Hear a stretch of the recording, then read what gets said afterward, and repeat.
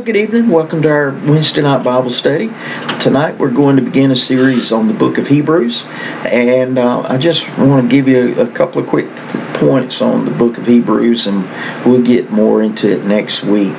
The book was written by an unknown author, written to an unknown audience, and normally that would disqualify it from consideration for the canon of Scripture, but it was decided because the letter was used in the early church. It was the message was considered to be very relevant and sound, and it also was a letter that was used by some of the early church fathers in the 2nd century.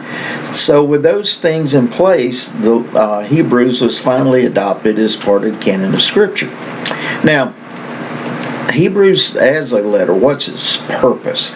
Well, the audience it appears to be people who were converted out of Judaism. And when they did, all their ties to Judaism were severed.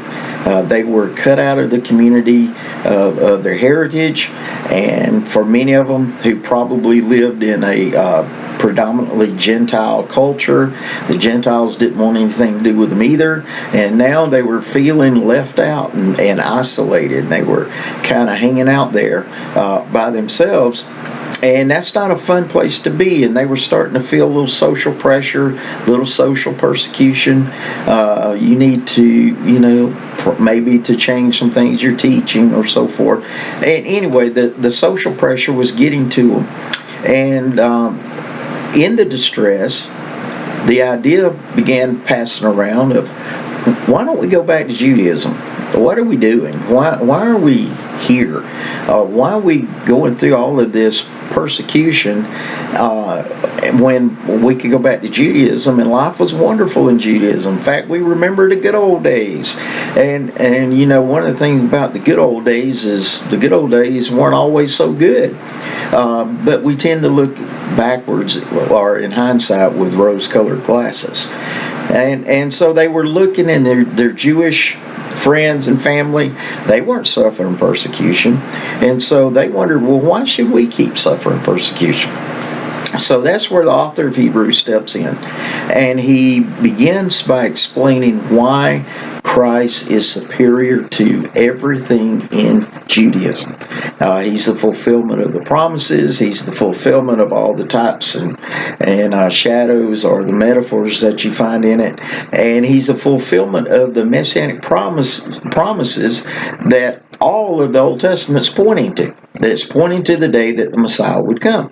Well, the author of Hebrews said he came, and it's Jesus. And so around the middle of the book, around chapter 6, is where he gets into the crux of the whole deal. And he said, you're saying you want to go back, but you can't. You cannot go back to the way you were in your insight and understanding of things prior to converting to Christ, prior to receiving Christ. Because you've tasted it, you've handled it, you've seen it, you've experienced it, you know it's real, and you cannot go back to a state where you don't know any of that, because you're not going to wipe that out of your mind. Well, if that's not possible, then what's going to happen? We know sometimes people do go back. Now, they may not go back in the sense of walking away from the faith, but they may go back against revelation that they've been able to enjoy.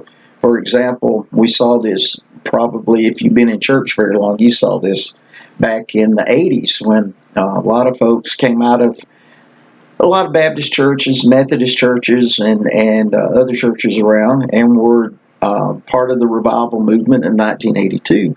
And in that revival, things like deliverance, being filled with the Spirit were all prominent parts of that meeting. And so you had a lot of people who came out of these other churches that did not share revelation about those things, and did not even, in some cases, were opposed to some of those things. And these people came out because they tasted, they experienced it, they touched it, they knew it was real. And then for a season, they would go to maybe a fellowship that practiced those things. But then something happened, pressure begins to build. You don't need to go over there. You need to come back over here. Maybe all their family was back over here. Most of their friends were back over here. And it's kind of like their friends and family said, if you're over this, why don't you come on back over here where you belong? And sometimes they would. But the thing is, when they went back, they didn't wipe all that out of their memory of what they had been in or what they had known.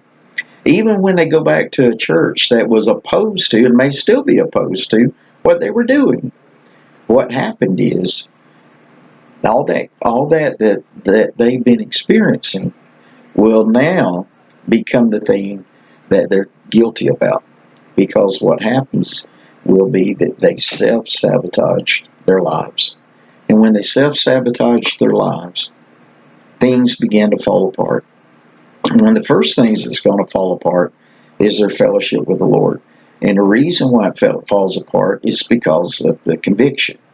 You see, when we go against what we know to be true, for whatever the reason, conviction comes. Conviction is a result of that.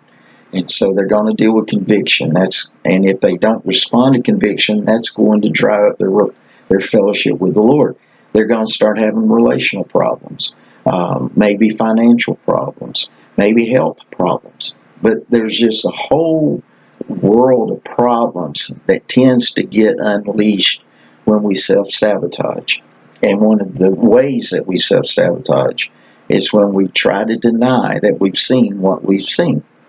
And when we try to go back on revelation that God's given us and pretend like we didn't see it. That's what the people in Hebrews were doing. They were thinking about trying to go back to Judaism and pretend that they didn't know about Christ or didn't see Christ or didn't experience Christ. They just want to go back and we'll get back into the synagogue rhythm and doing things that way. Well, the writer of Hebrews tells them you can't do it. You can't go back. What can they do? Well, that's where chapter 12 comes in. What can they do is they can finish the race. In chapter 11, he gives them what's called the roll call of faith, where he goes through different people in the Old Testament who finished the race. And now in chapter 12, the encouragement is you finish your race. God's got a lane for you to run in. Our challenge is to finish that race. And I know that you can do it. I know with God's help, we all can do it. And I also know that it's not going to be easy, that there will be persecution. You know, we live in a day when they practice what's called cancel culture, meaning if you don't say what they want to hear, they'll just wipe everything out that's associated with you, take your job, everything. Well, you know, if you're going to stand for the truth, better get ready. Because we live in a culture today that won't hear the truth. And so that's just going to be something you're going to have to get ready to either compromise the truth or accept that kind of persecution. It's just coming. And so I just want to encourage you as you read through Hebrews to remember the point. The point is, regardless of how tough it gets and how much you may want to go back to the good old days, you can't. You can't go back. There's no way to go back to who you were before. The who you were before no longer exists. You have to keep going forward. And that's finishing the race. So I encourage you this week to get in the Word, pray, and I will see you hopefully on Sunday. Have a blessed week.